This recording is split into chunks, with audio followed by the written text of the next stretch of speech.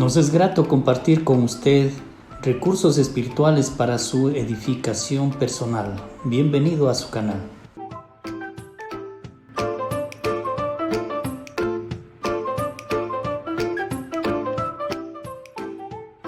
Evangelio según San Juan, capítulo 18, versículos del 1 al 11. Habiendo dicho Jesús estas cosas, salió con sus discípulos al otro lado del torrente de Cedrón, donde había un huerto, en el cual entró con sus discípulos. Y también Judas, el que le entregaba, conocía aquel lugar, porque muchas veces Jesús se había reunido allí con sus discípulos. Judas, pues, tomando una compañía de soldados y alguaciles de los principales sacerdotes y de los fariseos, fue allí con linternas y antorchas y con armas. Pero Jesús, sabiendo todas las cosas que le habían de sobrevenir, se adelantó y les dijo: ¿A quién buscáis? Le respondieron: a Jesús Nazareno. Jesús les dijo: Yo soy. Y estaba también con ellos Judas, el que le entregaba. Cuando les dijo: Yo soy, retrocedieron y cayeron a tierra. Volvió pues a preguntarles: ¿A quién buscáis? Y ellos dijeron: a Jesús Nazareno. Respondió Jesús: Os he dicho que yo soy.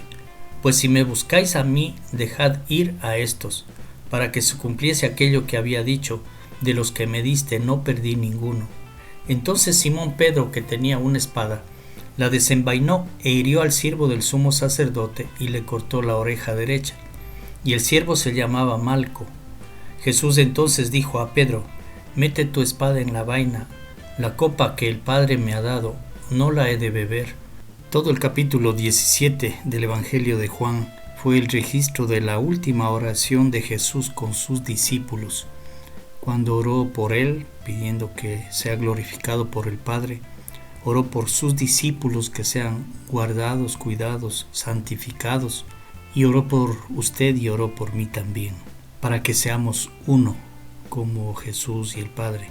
Y cuando finaliza la oración, entonces se disponen a salir del lugar donde se encontraban y se dirigen hacia el huerto. Dice: habiendo dicho Jesús estas cosas, salió con sus discípulos al otro lado del torrente de Cedrón, donde había un huerto, en el cual entró con sus discípulos. Nos recuerda los momentos difíciles cuando Adán y Eva, en el huerto del Edén, seducidos por la serpiente que personificaba a Satanás, desobedecieron a Dios y pecaron, y entró el pecado en el mundo. Y ese ha sido el grave problema de la humanidad. Mas ahora Jesús está en un huerto también, y va a ser arrestado, y va a ser llevado a sentencia de muerte. Va a ser ejecutado, va a morir. Pero qué bendición estas últimas horas de Jesús, si bien para él fueron difíciles, tremendamente difíciles, pero fueron la salvación para la humanidad, porque con su sacrificio quedó abierta la oportunidad para que nosotros tengamos acceso nuevamente a una relación con el Padre, con Dios. Y a continuación, en el pasaje que nos corresponde, versículos del 1 al 11, vamos a extraer 3 puntos importantes. El primero, la ilegalidad del arresto de Jesús. Según Lucas capítulo 22, versículo 53, Jesús les dice: habiendo estado con vosotros cada día en el templo, no extendisteis las manos contra mí, mas esta es vuestra hora y la potestad de las tinieblas. Les reclama Jesús a los que van a arrestarle: he estado, dice, en las manos de ustedes en el templo cada día y no me arrestaron, pero entiendo, dice, que es vuestra hora y la potestad de las tinieblas. Una hora obscura para Jesús, no solo porque es en la noche, sino por la trafacía de las autoridades. Se trata de un arresto ilegal, porque no tienen los cargos en contra de Jesús. Es el fruto de la ira de los gobernantes religiosos de turno. Se valen de la oscuridad de la noche para no ser vistos por la gente, porque tenían miedo de la gente. Ya lo dice Lucas en su Evangelio. En el capítulo 20, el verso 19, dice: procuraban los principales sacerdotes y los escribas echarle mano en aquella hora, porque comprendieron que contra ellos había dicho esta parábola, pero temieron al pueblo. Este es un pasaje anterior, en otra oportunidad, en la que querían arrestarle a Jesús, pero tuvieron miedo del pueblo. ¿Por qué? Porque no tenían los cargos para poder arrestarle a Jesús. Jesús no había hecho nada en contra de ellos. Y tenía razón Jesús de decir que era la hora del mal y potestad de las tinieblas. Parecía que el mal triunfaba con su arresto y posterior muerte, pero los planes de Dios fueron diferentes. Con la muerte, Jesús triunfó. Lo expresa el apóstol Pablo de la siguiente manera. En Colosenses 2:15 dice: y despojando a los principados y a las potestades, los exhibió públicamente, triunfando sobre ellos en la cruz. Este fue un triunfo de Dios por medio de Jesucristo para restablecer la comunicación, la relación del hombre con Dios por medio del sacrificio de Jesús, por supuesto. Un segundo punto es el operativo que se realiza para su arresto. En los tiempos de Jesús, lógicamente haciendo referencia a Roma, que estaba dominando la región, ellos tenían constituido en su ejército que una legión constaba de 6,000 soldados y una compañía era una 10ª parte de la legión, es decir, 600 soldados. La pregunta es, ¿tantos soldados para arrestar a una sola persona? Bueno, la única explicación es que deben haber tenido preocupación de que los seguidores de Jesús traten de impedir su arresto. Y entonces ellos querían asegurar su captura. Pero estas personas valientes, entre comillas, cuando oyen de Jesús las palabras "yo soy", retroceden y caen al suelo. Nos remontamos al libro de Éxodo, que nos presenta la respuesta de Dios ante la incertidumbre de Moisés cuando debía sacar al pueblo hebreo de la esclavitud de los egipcios.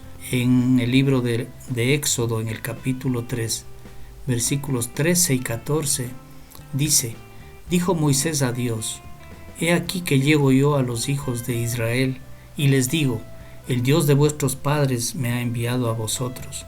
Si ellos me preguntaren: ¿cuál es su nombre?, ¿qué les responderé?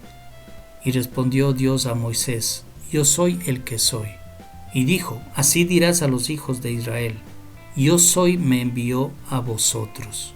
Para los hebreos esta expresión era muy conocida, altamente respetada, porque se trataba del nombre de Dios: yo soy.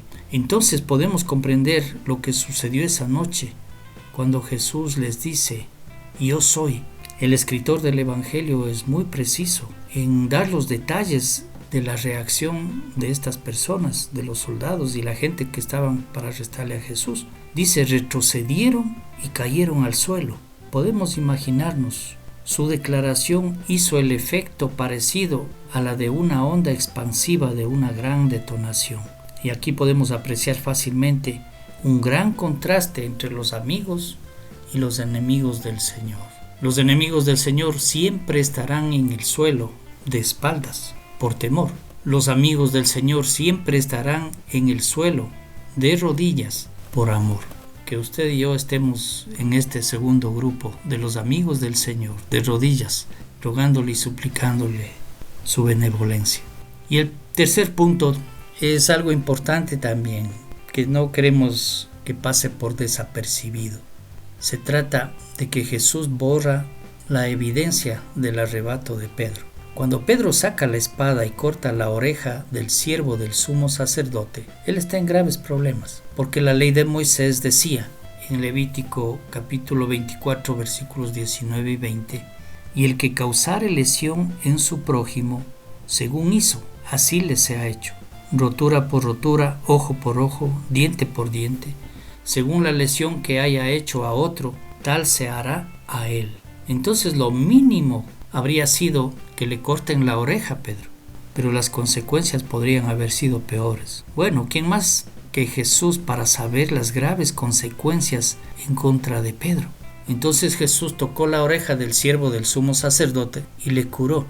Borró las evidencias o la evidencia que podría haber sido usada en contra de Pedro. Dice en Lucas 22, 50 y 51: y uno de ellos hirió a un siervo del sumo sacerdote y le cortó la oreja derecha. Entonces respondiendo Jesús dijo: basta ya, dejad. Y tocando su oreja, le sanó.